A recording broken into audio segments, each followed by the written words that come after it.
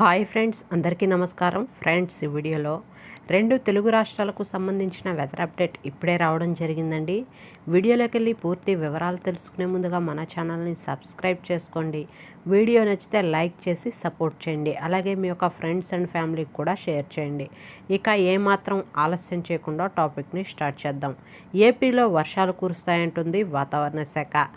ఆగ్నేయ మధ్యప్రదేశ్ నుండి తమిళనాడు వరకు ఉన్న నిన్నటి ఋతుపవనాలు ద్రోణి ఇప్పుడు మరట్వాడ్ నుండి దక్షిణ తమిళనాడు వరకు కర్ణాటక మీదుగా సగటు సముద్ర మట్టానికి 0.9 కిలోమీటర్ల ఎత్తులో ఉంది.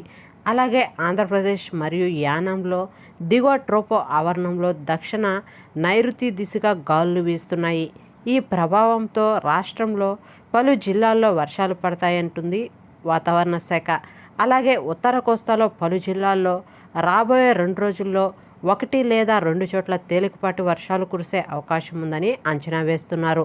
వాతావరణ శాఖ అధికారులు కొన్ని జిల్లాల్లో పొగమంచు 1-2 చోట్ల కురిసే అవకాశం ఉందని చెప్పారు. అలాగే దక్షిణ కోస్తాలో కూడా రాబోయే 2 రోజుల్లో 1 లేదా 2 చోట్ల తేలికపాటి వానలు కురిసే అవకాశం ఉందని అంటున్నారు. అలాగే రాయలసీమలో కూడా తేలికపాటి వర్షాలు కురుస్తాయని అంచనా వేస్తున్నారు. 2 రోజుల పాటు తేలికపాటి జల్లులు రాష్ట్ర వ్యాప్తంగా కురిసే అవకాశం ఉందని తెలిపారు. అలాగే తెలంగాణకు సంబంధించి కనుక చూసుకున్నట్లయితే తెలంగాణలో భద్రాద్రి, మలుగు, మహమూదాబాద్, వరంగల్, ఖమ్మం జిల్లాల్లో నేడు ఉరుములతో కూడిన వానలు పడే అవకాశాలు ఎక్కువగా ఉన్నాయని వాతావరణ శాఖ తెలిపింది.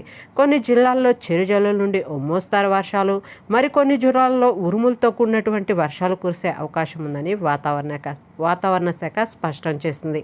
ఓకే ఫ్రెండ్స్, చూసారు కదా రెండు తెలుగు రాష్ట్రాలకు సంబంధించిన వెదర్ అప్డేట్.